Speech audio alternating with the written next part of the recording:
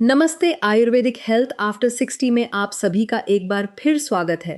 क्या कभी ऐसा होता है कि सुबह उठते ही आपके घुटने इतने अकड़े हुए और दर्द से भरे महसूस होते हैं कि आप तुरंत चल भी नहीं पाते?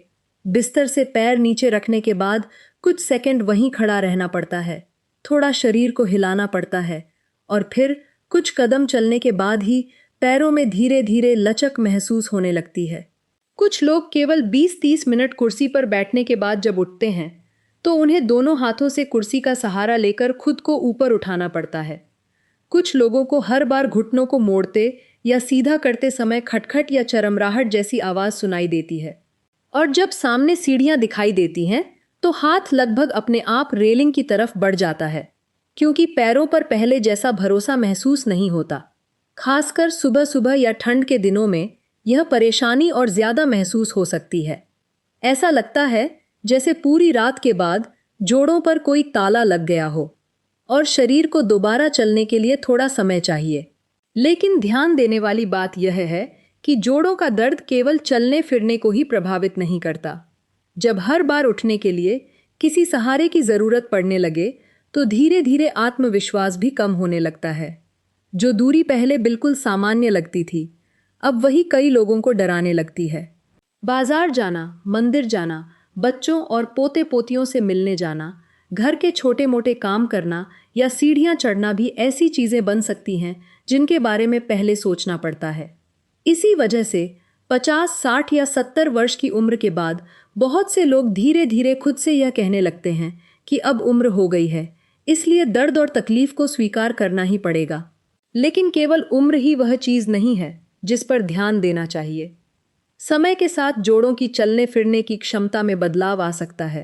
वहीं असंतुलित खान-पान, लंबे समय तक बनी रहने वाली सूजन और पाचन तंत्र का ठीक से काम न करना भी शरीर की चुस्ती और आराम को प्रभावित कर सकता है। यहाँ तक कि अगर बहुत से पौष्टिक खाद्य पदार्थ खाए जाएं, लेकिन भोजन पेट पर भारी पड़े या उसे लंबे समय तक नियमित रूप से अपनाना मुश्किल हो, तो वह एक स्थायी आदत नहीं बन पाता। और यही आज के वीडियो की सबसे दिलचस्प बात है। यहाँ बात किसी नई गोली की नहीं है और न ही किसी महंगे सप्लीमेंट की, बल्कि उस भोजन की है जो भारत के लाखों परिवारों की थाली में पहले से मौजूद है, रोटी। लेकिन यह कोई साधारण रोटी नहीं है।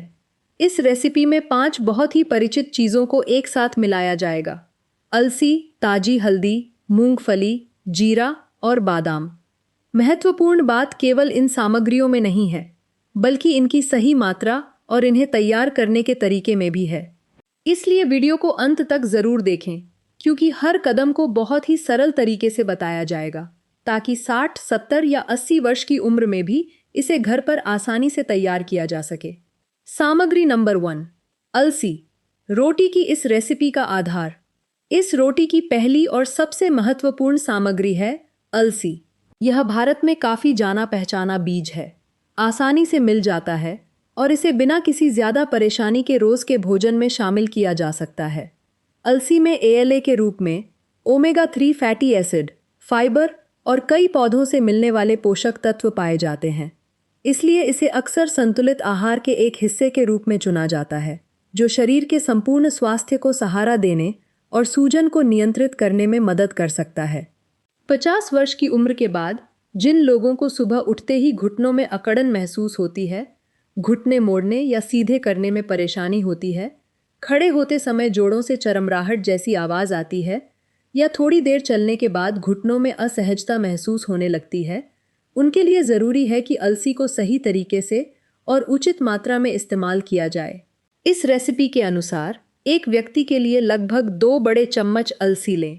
इसे एक छोटे कटोरे में डालें और इतना साफ पानी डालें कि बीज पूरी तरह पानी में डूब जाएं। इन्हें लगभग 5-10 मिनट तक भिगो कर रखें। इसके बाद अलसी को छलनी में डालें, साफ पानी से हल्के हाथ से धोएं और अतिरिक्त पानी पूरी तरह निकलने दें। बीजों को जोर से रगड़ने की ज़रूरत नहीं है। इस कदम का मुख्य उद्देश्य आगे की तैयारी से पहले अलसी को साफ करना और थोड़ा नरम बनाना है। और याद रखें, यह सोचकर मात्रा बढ़ाने की ज़रूरत नहीं है कि ज़्यादा खाने से फ़ायदा भी ज़्यादा जल्दी मिलेगा। सामग्री नंबर 2, ताजी हल्दी। कम मात्रा में लेकिन सही तरीके से अलसी के बाद अगली सामग्री है ताजी हल्दी। एक ऐसा मसाला जो भारतीय परिवारों की रसोई के लिए बिल्कुल भी अनजान नहीं है। हल्दी न केवल खाने को रंग और स्वाद देती है, बल्कि इसमें करक्यूमिन नामक एक प्राकृतिक पौधों से मिलने वाला यौगिक भी पाया जाता है, जो अपने सूजन रोधी गुणों के लिए जाना जाता है। इसलिए उचित मात्रा में हल्दी उन लोगों के संतुलित आहार का एक उपयोगी हिस्सा बन सकती है जिन्हें अक्सर जोड़ों में हल्का लगातार दर्द, लंबे समय तक आराम करने के बाद, अकड़न या शारीरिक गतिविधि के बाद असहजता महसूस होती है। इस रोटी के लिए बहुत ज्यादा हल्दी इस्तेमाल करने की जरूरत नहीं है। बस ताज़ी हल्दी का एक छोटा सा टुकड़ा लें, उसे अच्छी तरह धोएं और अगर उसके ऊपर ज्यादा मिट्टी लगी हो तो बाहरी परत को छील दें। इसके बाद हल्दी को बहुत बारीक कद्दूकस करें ताकि आटे में मिलाने पर वह समान रूप से फैल जाए और किसी एक हिस्से में उसका स्वाद बहुत तेज न लगे। अगर कद्दूकस उपलब्ध न हो तो हल्दी को बहुत पतली स्लाइस में काटकर बारीक कर सकते हैं। यह बात हमेशा याद रखें कि ज़्यादा मात्रा का मतलब ज़्यादा फायदा नहीं होता। इस रेसिपी के लिए रोज़ की रोटी में थोड़ी सी संतुलित मात्रा में हल्दी को अच्छी तरह मिलाना ही पर्याप्त है। सामग्री नंबर 3, सूखी भुनी हुई मूंगफली, मांसपेशियों को पोषण देने के लिए। इसके बाद आती है मूंगफली, जो एक जाना पहचाना, आसानी से मिलने वाला खाद्य पदार्थ है और कई भारतीय परिवारों के रोज़मर्रा के भोजन में आसानी से शामिल की जा सकती है। 50 वर्ष की उम्र के बाद केवल जोड़ों की देखभाल करना ही काफ़ी नहीं होता, क्योंकि घुटनों और पैरों के आसपास की मांसपेशियों की ताकत भी बहुत महत्वपूर्ण होती है। मजबूत मांसपेशियां शरीर को उठने, चलने और रोज़मर्रा के काम अधिक स्थिरता के साथ करने में मदद करती हैं।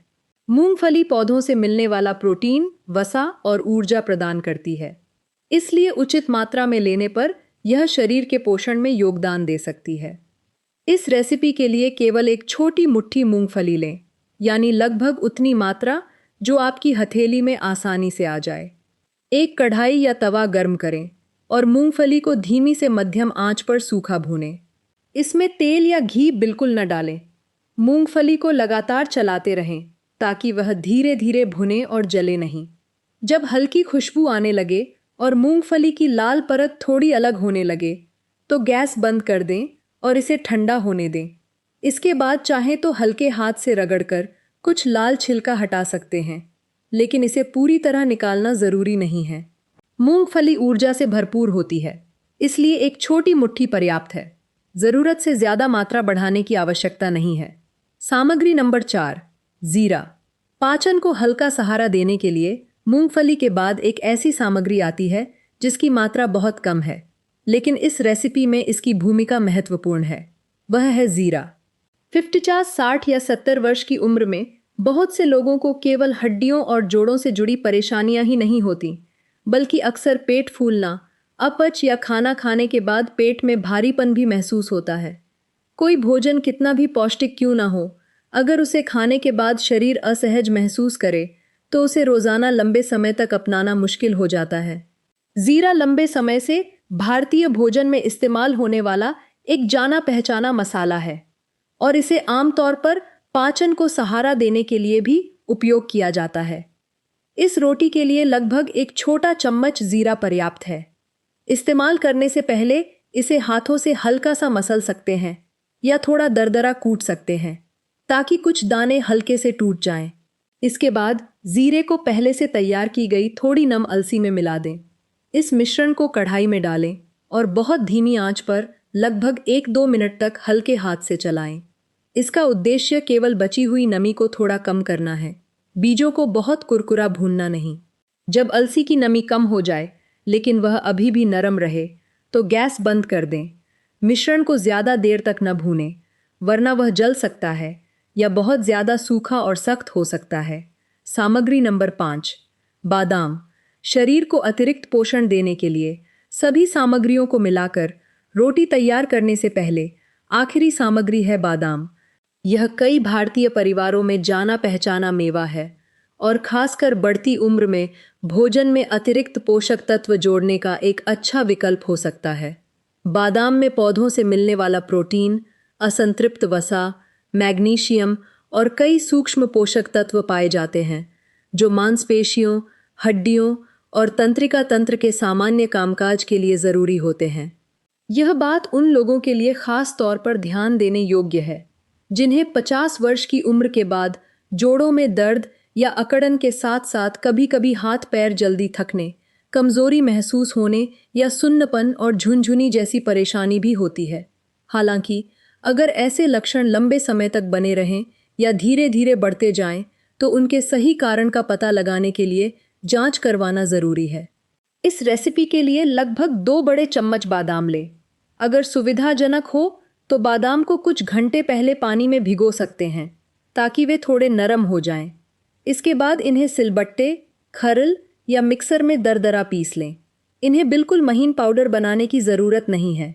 थोड़ा दानेदार रखने से रोटी का स्वाद और बनावट अधिक प्राकृतिक बनी रहती है। और मूंगफली की तरह बादाम भी ऊर्जा से भरपूर होते हैं, इसलिए रेसिपी में बताई गई संतुलित मात्रा ही पर्याप्त है। ज़रूरत से ज़्यादा बादाम मिलाने की आवश्यकता नहीं है। अब जब पांचों सामग्रियां तैयार हैं, तो अगला कदम इन्हें मिलाकर एक साधारण सी रोटी बनाना है जिसे रोज़ के भोजन में आसानी से शामिल किया जा सके। सबसे पहले एक बड़ा और साफ कटोरा लें। इसमें ज़ीरे के साथ तैयार की गई अलसी डालें।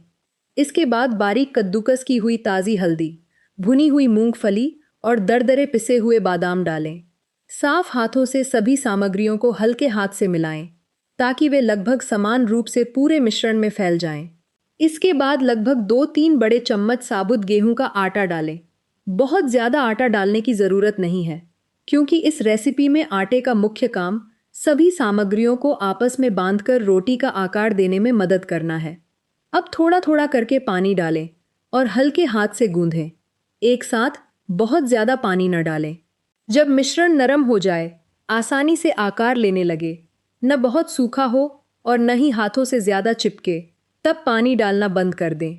आटे को ढककर लगभग 5 मिनट के लिए आराम करने दें। इसके बाद आटे को छोटी छोटी लोइयों में बांट लें और उन्हें मध्यम मोटाई की रोटी के रूप में बेलें। तवा गर्म करें और रोटी को बिना तेल के सीधे सेंकें। दोनों तरफ बराबर पलटते रहें जब तक हल्के भूरे धब्बे दिखाई न देने लगें। रोटी को बहुत ज़्यादा देर तक न सेंकें, क्योंकि बहुत सूखी और सख्त रोटी खाना मुश्किल हो सकता है, खासकर बुजुर्गों के लिए। अगर रोटी को थोड़ा नरम रखना हो तो बहुत थोड़ी मात्रा में घी लगाया जा सकता है। रोज़ लगभग एक ऐसी रोटी नाश्ते या दोपहर के भोजन में ली जा सकती है। इसे दाल, कम तेल वाली सब्जी या नरम पकी हुई सब्जियों के साथ खाया जा सकता है। यहाँ महत्वपूर्ण बात ज़्यादा मात्रा में खाना नहीं, बल्कि नियमितता बनाए रखना है। अगर पाचन तंत्र संवेदनशील है तो शुरुआत छोटी मात्रा से की जा सकती है और यह देखा जा सकता है कि शरीर कैसी प्रतिक्रिया देता है। कुछ लोगों को इसे नियमित रूप से लेने के कुछ समय बाद शरीर में थोड़ा हल्कापन या आराम महसूस हो सकता है, लेकिन सभी लोगों के लिए एक जैसा समय तय नहीं किया जा सकता। यह पोषण बढ़ाने वाला भोजन है, जोड़ों के दर्द का इलाज करने वाली दवा नहीं। जिन लोगों को मूंगफली या दूसरे मेवों से एलर्जी है, जो किसी बीमारी का इलाज करवा रहे हैं या जिन्हें किसी विशेष आहार का पालन करना पड़ता है, उन्हें इसे नियमित रूप से अपनाने से पहले उचित चिकित्सकीय या पोषण संबंधी सलाह लेनी चाहिए। उम्मीद किसी ऐसे चमत्कार की नहीं होनी चाहिए जो सिर्फ एक रात में हो जाए, बल्कि उन छोटे छोटे बदलावों की होनी चाहिए जो हर दिन धीरे धीरे जुड़ते जाते हैं। हो सकता है कि सबसे पहले सुबह उठते समय शरीर थोड़ा कम भारी महसूस हो, कदमों में पहले से थोड़ा अधिक आत्मविश्वास आए या सीढ़ियां देखकर होने वाली चिंता धीरे धीरे कम होने लगे। एक रोटी पूरे शरीर को तुरंत नहीं बदल सकती। इस रेसिपी की असली खासियत यह है कि यह रसोई में मिलने वाली परिचित सामग्रियों को एक सरल और आसानी से निभाई जा सकने वाली पोषण संबंधी आदत में बदल देती है। 50, 60 या यहाँ तक कि 80 वर्ष की उम्र के बाद भी। बढ़ती उम्र का मतलब यह नहीं है कि चलना फिरना छोड़ दिया जाए या यह मान लिया जाए कि दर्द ही हर दिन की जिंदगी तय करेगा। शरीर की देखभाल छोटी छोटी चीज़ों से शुरू करें। संतुलित भोजन करें, अपनी क्षमता के अनुसार हल्की शारीरिक गतिविधि करते रहें, बहुत देर तक एक ही जगह बैठे न रहें, पर्याप्त पानी पिएं, पूरी नींद लें और उचित मात्रा में धूप लें। अगर संभव हो तो शरीर का उचित वजन बनाए रखना भी घुटनों पर पड़ने वाले अनावश्यक दबाव को कम करने में मदद कर सकता है। सबसे महत्वपूर्ण बात है अपने शरीर के संकेतों को समझना। अगर दर्द लंबे समय तक बना रहे, जोड़ में सूजन, गर्माहट या लालिमा दिखाई दे, अचानक बहुत तेज दर्द शुरू हो जाए, सुन्नपन या कमजोरी बढ़ती जाए, संतुलन बिगड़ने लगे या चलने फिरने की क्षमता स्पष्ट रूप से कम होने लगे, तो केवल घरेलू तरीकों पर निर्भर न रहें। ऐसी स्थिति में उचित जांच और सलाह के लिए डॉक्टर या स्वास्थ्य विशेषज्ञ से संपर्क करना जरूरी है। अगर आज की जानकारी आपको उपयोगी लगी हो तो वीडियो को लाइक करें और आयुर्वेदिक हेल्थ आफ्टर 60 चैनल को सब्सक्राइब करें, ताकि आने वाले वीडियो में भी ऐसी उपयोगी जानकारियों के साथ जुड़े रह सकें। इस वीडियो को अपने माता पिता, भाई बहनों या 50 वर्ष से अधिक उम्र के उन लोगों के साथ ज़रूर साझा करें जो अपनी हड्डियों और जोड़ों के स्वास्थ्य का ध्यान रखना चाहते हैं। और कमेंट में अपनी उम्र के साथ यह भी ज़रूर बताएं कि आपको सबसे ज़्यादा परेशानी कहाँ महसूस होती है, घुटनों में, कमर में, कंधों में, पैरों में या किसी दूसरे जोड़ में। आप सभी के कदम हमेशा मजबूत रहें, जोड़ लचीले बने रहें और हर दिन जीवन को आत्मविश्वास और सक्रियता के साथ जीते रहें।